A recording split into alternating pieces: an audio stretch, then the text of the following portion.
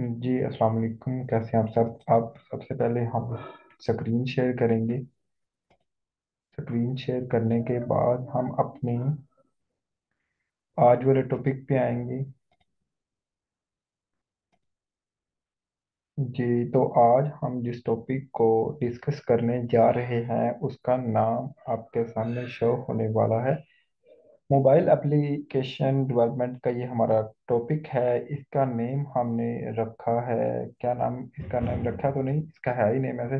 Fragments के बारे में हम आज डिस्कस करने जा रहे हैं। सबसे पहले तो हम फ्रेगमेंट्स का बेसिक पढ़ेंगे। अब fragment represent a reusable portion of your application. Fragment का क्या काम होता है कि फ्रैगमेंट रिप्रेजेंट करता है हमारे उस पोर्शन को जो हमने अपनी एप्लीकेशन में दोबारा से यूज करना होता है।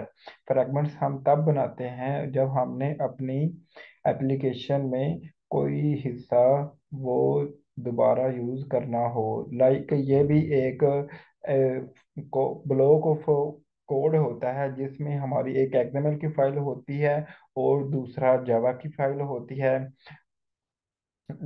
जैसे हम एंड्रॉइड स्टूडियो में एक एम्प्टी एक्टिविटी क्रिएट करते हैं तो ये दो फाइल्स बन जाती है ना, एक्सएमएल और जावा की।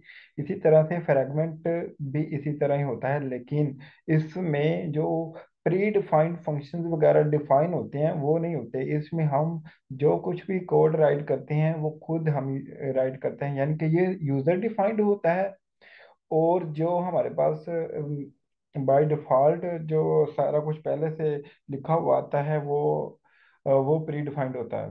तो fragments, a fragment defined and manage its own layouts. इसमें इसकी अपनी लेआउट्स होती हैं और फ्रैगमेंट इसको खुद मैनेज करता है। Has its own life cycle, इसका अपना एक लाइफ साइकिल होता है। And can handle its own input events, इसके अपने इनपुट इवेंट को भी ये लेकर चल सकता है, एग्जीक्यूट वगैरह कर सकता है।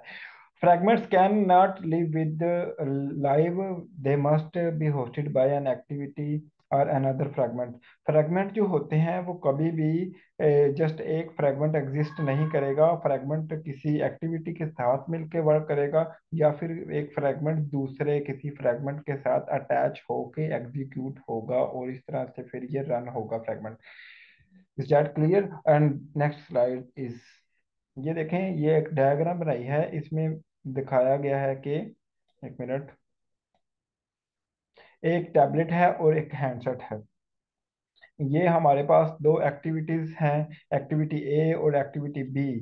तो क्या है इसमें, अगर हम एक्टिविटी ए में किसी एक बटन पे क्लिक करते हैं वो हमें न्यू एक्टिविटी पे ले जाता है या फिर दूसरे एक न्यू फ्रैगमेंट ओपन हो जाता है। टैबलेट्स में स्क्रीन जो होती है वो बड़ी होती है, जबकि जो हैंडसेट होते हैं, जिनके जो सेल फोन होते हैं हमारे पास, उनमें ये स्क्रीन छोटी होती है। फ्रैगमेंट्स का हमें फायदा ये भी है कि जब हम अपना व्यूज वगैरह को एडजस्ट करते हैं तो अपनी मर्जी से ज़्यादा भी टैबलेट्स वगैरह में एडजस्ट कर सकते हैं, क्योंकि जो हमारे पास सेल फोन होते हैं उनमें अगर थोड़े व्यूज एडजस्ट हो तो हमारी स्क्रीन जो है वो फुल हो जाती है।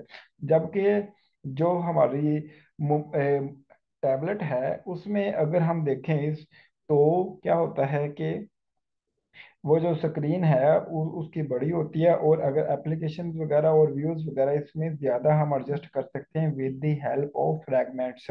ठीक है जी, ये थी ऐसी diagram. And next slide is this. According to Android documentation, Android की डॉक्यूमेंटेशन के मुताबिक, a fragment is a part of application user interface that is bound to an activity. इसके कहने का मकसद ये है कि एक्टिविटी का एक पार्ट होता है फ्रैगमेंट जो कि यूजर इंटरफेस को बनाता है। Fragments have their life cycle and layouts, ये मैंने आपको पहले भी बात बता दिया पहली स्लाइड में ही कि इसके अपनी लेआउट्स होती हैं, इसका अपना लाइफ साइकिल होता है, ये खुद अपनी लेआउट्स को मैनेज करता है। Fragments fragments help improve your UI design, यानी कि UI stand for user interface design, जो हमें स्क्रीन पर दिखाई दे रहा होता है मुख्तलिफ व्यूज की शक्ल में। पास डाटा बिटवीन डिफरेंट स्क्रीन, ये हम डिफरेंट स्क्रीन के दरमियान डाटा भी पास आउट कर सकते हैं। And adapt to different device configuration, इसका भी मतलब यही है कि मुख्तलिफ डिवाइसेस के दरमियान जो सेटिंग वगैरह होती है उनको भी अडेप्ट करने में ये फ्रेगमेंट्स हेल्प आउट हो करते हैं। एंड देन हमारे पास ये है, in a small screen device and activity typically fills the entire screen. ये वही बात है कि डायग्राम की, कि जो छोटी स्क्रीन होती है हमारे पास मोबाइल की, उसमें जो हमारी एक्टिविटीज के जो व्यूज वगैरह होते हैं वो जल्दी फिल हो जाती हैं एज कम्पेयर टू के हमारे पास अगर टैबलेट हो तो उसकी स्क्रीन जो है बड़ी होगी तो उसके ऊपर जो व्यूज वगैरह हैं वो ज़्यादा हम पुट कर सकते हैं, अपना एडजस्ट कर सकते हैं यूज़र इंटरफेस के लिए। The activity is essentially a container for views। Activity क्या होती है, हमारे पास से व्यूज को एडजस्ट करने के लिए एक कंटेनर होता है। जिस तरह से कह लें, जिस तरह से हमारे पास एक बल्ब नहीं होता उसके लिए एक होल्डर होता है, इसी तरह से ये एक्टिविटी क्या होती है, व्यूज को अपने अंदर रखने के लिए एक कंटेनर होता है ये। However, when an activity is displayed in a large screen device, जब हमारी एक्टिविटी लार्ज स्क्रीन डिवाइस पे दिखाई देती है such as on tablet, tablet की तरह, it is somewhat out of place. ये क्या होता है कि कुछ चीज़ें जो हमारी हैं वो डिवाइस, जो हमारी बड़ी स्क्रीन होती है उसकी जो कुछ स्पेस है वो बाकी रह जाती है और कुछ हमारी आउट ऑफ प्लेस भी हो सकती है। And next screen is this because the, एक मिनट, हमने इसको करना चाहिए था फुल स्क्रीन, चले कोई नहीं। Because the screen is much bigger, all the views in an activity must be arranged to make full use of the increased space, resulting in complex changing to the view hierarchy।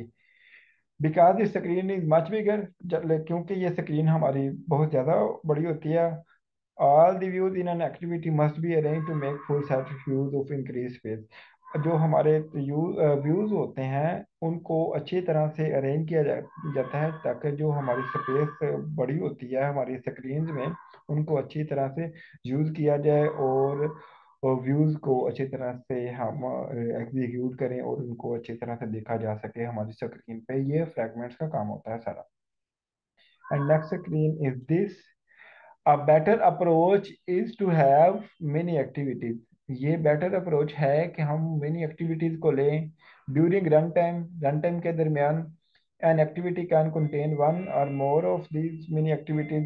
जब हम किसी activity को run करते हैं तो एक activity एक या ज़्यादा एक्टिविटीज पर मुश्तमिल हो सकती है, मिनी एक्टिविटीज पर, depending on the screen orientation in which the device is held.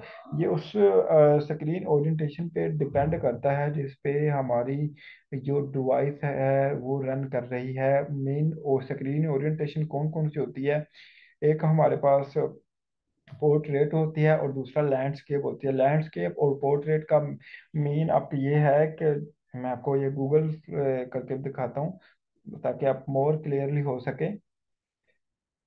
Landscape और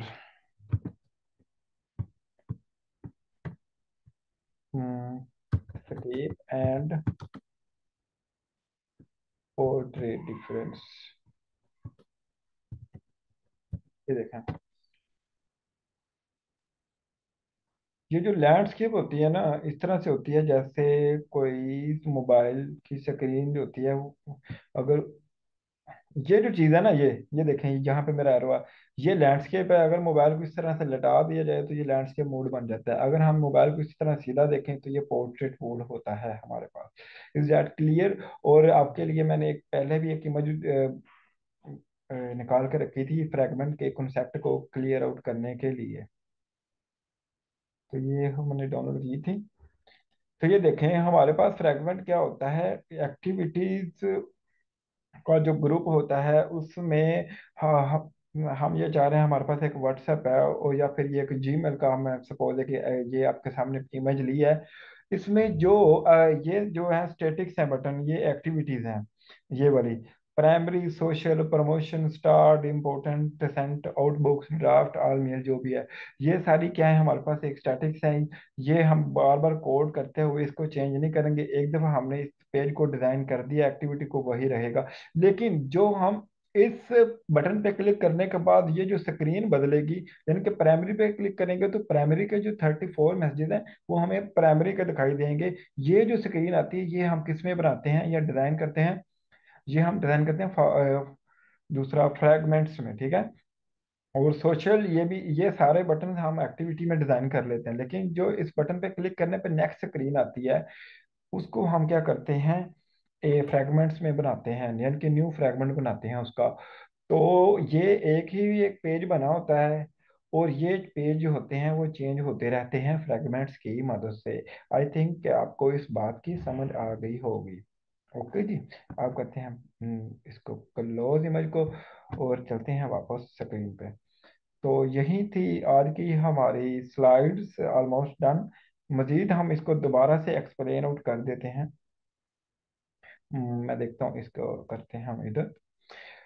मोबाइल एप्लीकेशन डेवलपमेंट का ये टॉपिक है फ्रैगमेंट्स। फ्रैगमेंट्स का मैंने आपको बताना है कि ये हमारे पास एक एप्लीकेशन का एक रीयूजेबल पोर्शन होता है, जिसके बारे में मैंने आपको बताया है कि वो कंपोनेंट्स होते हैं जिनको हमने अपनी एप्लीकेशन में बार बार यूज़ करना होता है, ताकि हमें दोबारा दोबारा कोड ना लिखना पड़े। बस ये एक फ्रैगमेंट को लें और अपनी एप्लीकेशन में इस कोड, ब्लॉक ऑफ कोड को यूज़ कर लें, ठीक है जी। और ये देखें, ये टैबलेट में क्या होता है कि स्क्रीन बड़ी होती है और ये हैंडसेट में छोटी होती है। इधर अगर दो एक्टिविटीज काम करती हैं, हैंडसेट में क्या होगा कि हमारी स्पेस जो व्यूज वगैरह हैं वो फुल एडजस्ट हो जाएंगे, लेकिन इसमें क्या होगा कि टैबलेट में ऑप्शन ये होती है कि आपकी स्क्रीन में हम मोर व्यूज एडजस्ट कर सकते हैं।